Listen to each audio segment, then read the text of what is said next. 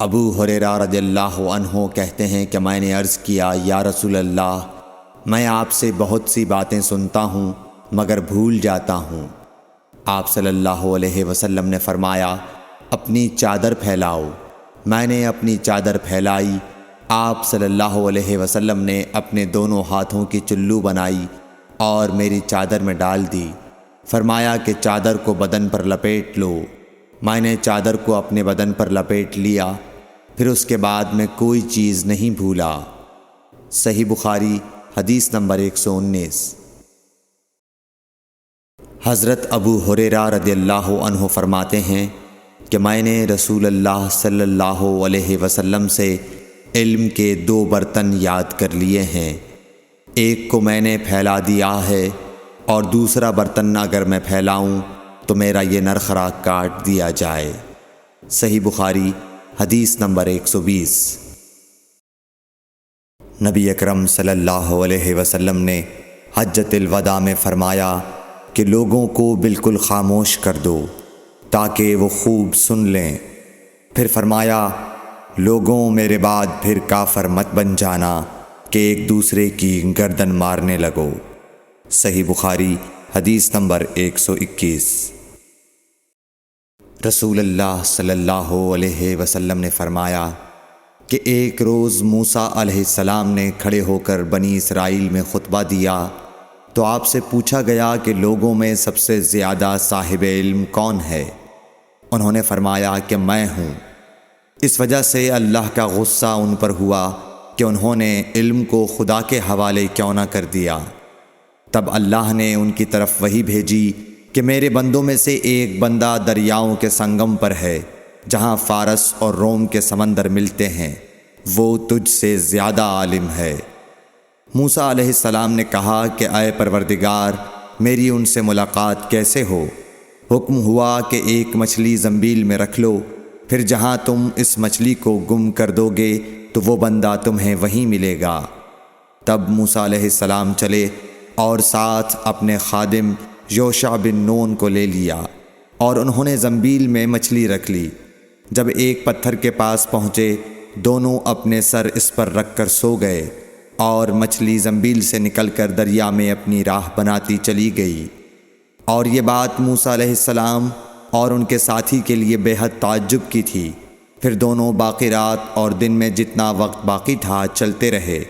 جب صبح ہوئی، موسیٰ علیہ السلام نے خادم سے کہا، ہمارا ناشتہ لاؤ، اس سفر میں ہم نے کافی تکلیف اٹھائی ہے۔ اور موسیٰ علیہ السلام بالکل نہیں تھکے تھے، مگر جب اس جگہ سے آگے نکل گئے جہاں تک انہیں جانے کا حکم ملا تھا، تب ان کے خادم نے کہا کہ کیا آپ نے دیکھا تھا کہ جب ہم صخرہ کے پاس ٹھہرے تھے تو میں مچھلی کا ذکر بھول گیا؟ بقول بعض صخرہ کے نیچے آب حیات تھا، وہ اس مچھلی پر پڑا اور وہ زندہ ہو کر بقدرت الہی دریا میں چل دی۔ یہ سن کر موسیٰ علیہ السلام بولے کہ یہی وہ جگہ ہے جس کی ہمیں تلاش تھی، تو وہ پچھلے پاؤں واپس ہو گئے۔ جب پتھر تک پہنچے تو دیکھا کہ ایک شخص کپڑا اوڑھے ہوئے موجود ہے۔ موسیٰ علیہ السلام نے انہیں سلام کیا۔ خضر نے کہا کہ تمہاری سرزمین میں سلام کہاں؟ پھر موسیٰ علیہ السلام نے کہا کہ میں موسیٰ ہوں۔ خضر بولے کہ بنی اسرائیل کے موسیٰ؟ انہوں نے جواب دیا، ہاں۔ پھر کہا کہ کیا میں آپ کے ساتھ چل سکتا ہوں تاکہ آپ مجھے ہدایت کی وہ باتیں بتلاؤ جو اللہ نے خاص آپ ہی کو سکھلائی ہیں؟ خضر بولے کہ تم میرے ساتھ صبر نہیں کر سکو گے۔ اے موسیٰ، مجھے اللہ نے ایسا علم دیا ہے جسے تم نہیں جانتے، اور تم کو جو علم دیا ہے اسے میں نہیں جانتا۔ اس پر موسیٰ علیہ السلام نے کہا کہ خدا نے چاہا تو آپ مجھے صابر پاؤ گے، اور میں کسی بات میں آپ کی نافرمانی نہیں کروں گا۔ پھر دونوں دریا کے کنارے کنارے پیدل چلے۔ ان کے پاس کوئی کشتی نہ تھی کہ ایک کشتی ان کے سامنے سے گزری تو کشتی والوں سے انہوں نے کہا کہ ہمیں بٹھا لو۔ خضر کو انہوں نے پہچان لیا اور بغیر کرائے کے سوار کر لیا۔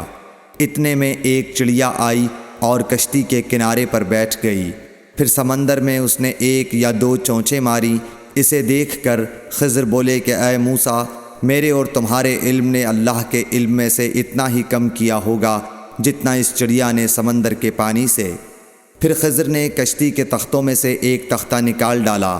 موسیٰ علیہ السلام نے کہا کہ ان لوگوں نے تو ہمیں کرایہ لیے بغیر مفت میں سوار کیا، اور آپ نے ان کی کشتی کی لکڑی اکھاڑ ڈالی تاکہ یہ ڈوب جائیں۔ خضر بولے کہ کیا میں نے نہیں کہا تھا کہ تم میرے ساتھ صبر نہیں کر سکو گے؟ اس پر موسیٰ علیہ السلام نے جواب دیا کہ بھول پر میری گرفت نہ کرو۔ موسیٰ علیہ السلام نے بھول کر یہ پہلا اعتراض کیا تھا۔ پھر دونوں چلے۔ کشتی سے اتر کر ایک لڑکا بچوں کے ساتھ کھیل رہا تھا۔ خضر نے اوپر سے اس کا سر پکڑ کر ہاتھ سے اسے الگ کر دیا۔ موسیٰ علیہ السلام بول پڑے، کیا آپ نے ایک بے گناہ بچے کو بغیر کسی جانی حق کے مار ڈالا؟ غضب ہو گیا۔ خضر بولے کہ میں نے تم سے نہیں کہا تھا کہ تم میرے ساتھ صبر نہیں کر سکو گے؟ ابن عیینہ کہتے ہیں کہ اس کلام میں پہلے سے زیادہ تاکید ہے، کیونکہ پہلے کلام میں لفظ لکا نہیں کہا تھا، اس میں لکا زائد کیا، جس سے تاکید ظاہر ہے۔ پھر دونوں چلتے رہے، حتیٰ کہ ایک گاؤں والوں کے پاس آئے، ان سے کھانا لینا چاہا۔ انہوں نے کھانا کھلانے سے انکار کر دیا۔ انہوں نے وہیں دیکھا کہ ایک دیوار اسی گاؤں میں گرنے کے قریب تھی۔ خضر نے اپنے ہاتھ کے اشارے سے اسے سیدھا کر دیا۔ موسیٰ علیہ السلام بول اٹھے کہ اگر آپ چاہتے تو گاؤں والوں سے اس کام کی مزدوری لے سکتے تھے۔ خضر نے کہا کہ بس اب ہم اور تم میں جدائی کا وقت آ گیا ہے۔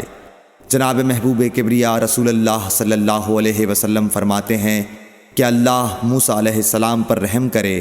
ہماری تمنا تھی کہ موسیٰ علیہ السلام کچھ دیر اور صبر کرتے تو مزید واقعات ان دونوں کے بیان کیے جاتے اور ہمارے سامنے روشنی میں آتے، مگر حضرت موسیٰ علیہ السلام کی عجلت نے اس علم لدنی کے سلسلے کو جلد ہی منقطع کرا دیا۔ صحیح بخاری حدیث نمبر 122۔ السلام علیکم ورحمۃ اللہ وبرکاتہ۔ اللہ کے رسول کے بتائے ہوئے راستے پر چلنے کی توفیق عطا فرمائے، قرآن حدیث سننے اور اس پر عمل کرنے کی توفیق عطا فرمائے، اور جس کسی نے بھی ایک حدیث پڑھی اور آگے بڑھائی تو اللہ اس کا اجر ان کو دے گا۔ آمین۔